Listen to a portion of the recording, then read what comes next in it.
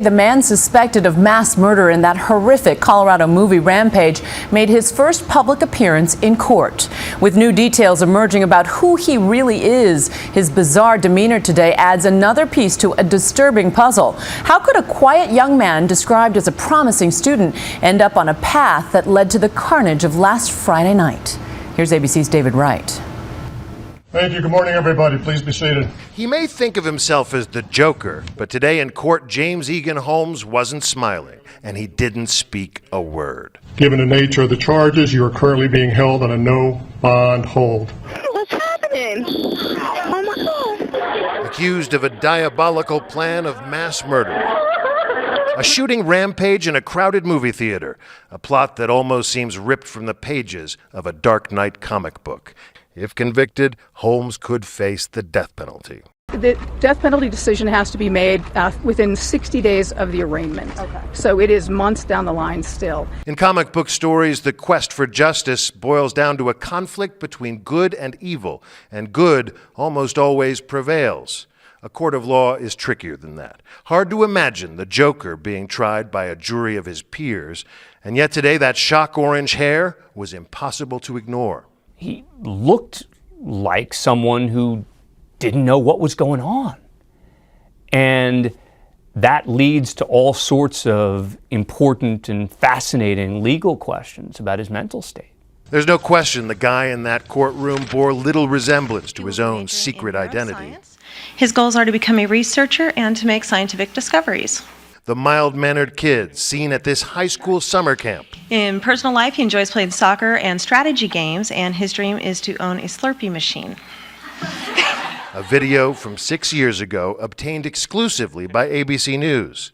Hi, hello, I'm James. His childhood friends never saw this coming. I fondly remember him as a very, very lighthearted guy, if not a little quiet. As recently as 6 weeks ago, Holmes' science career still seemed to be on track. A PhD candidate in an elite neuroscience program with a grant to pay his tuition plus $26,000 a year living expenses. At the beginning of June, he took an oral exam on neuroscience, then abruptly dropped out. No explanation. It's very unusual for a student to withdraw from a program. But Aurora police psychologist John Nicoletti says the evidence so far does not point to a sudden break with reality. He didn't snap in terms of his stockpiling of the armament inventory and the setting up of the booby trap. There was a lot of thought, so this is what we would call a proactive attack behavior. This was premeditated? Premeditated, yeah. He thought it through? Thought it through, planned it, had weapons of choice. Even before Holmes dropped out of his program, he was already buying guns at local gun shops, 4 of them in all. Over the internet, he stockpiled 6,000 rounds of ammunition, plus high-capacity magazines. How many thousands of rounds of ammunition do you need to buy before it raises the alarm bell? Yeah, should be a concern. The government is concerned about how much Sudafed you buy, only 9 grams a month, because it can be used to make methamphetamine. The government's concerned about how much fertilizer you buy, considering strict limits and controls because of Oklahoma City and the bomb that brought down a federal office building. Yet apparently, you can buy as much ammunition as you want. It raises the alarm bell. You always hope, like in these situations. And what about all that protective equipment, the full suit of body armor, and the gas mask he allegedly wore into the theater? Do you think he meant to die? He didn't act like he meant to die. How so?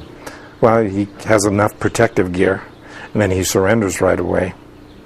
I mean, if you look at a lot of the workplace shootings like the ones we had here with Columbine and Platte Canyon and some of the others, the person kills themselves if they can't get out.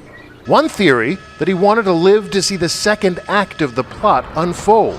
All those booby traps that police say were designed to kill anyone who stepped inside his apartment, including an IED by the door, rigged with a waist-high tripwire. Authorities say it was composed of 2 liquids which, if combined, would have ignited. It was certainly a sophisticated device. The living room floor covered with 30 potential bombs, each connected to a control panel in the kitchen by a spaghetti-like jumble of wires. Holmes could have easily learned from the internet how to build such things, but it's curious to note, police say he left almost no digital footprint of any kind. Once police safely defused the bombs, they carted away his computer as evidence. It seems the insanity defense is almost the only defense that he could pursue. But it's a hard defense to win.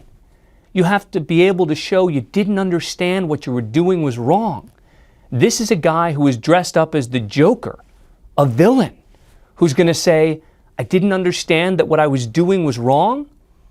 That's not going to be easy. Last night, the president was here to pay his respects to survivors and the families of the dead. Pointedly, he did not mention the alleged perpetrator by name. The perpetrator of this evil act has received a lot of attention over the last couple of days. That attention will fade away. Also, he made no mention of gun control. This is an election year, after all, and Colorado is a battleground state. Earlier this year, Forbes named Aurora, Colorado, the 9th safest city in America. Now, like Columbine 13 miles away, it'll forever be known as the scene of mass murder.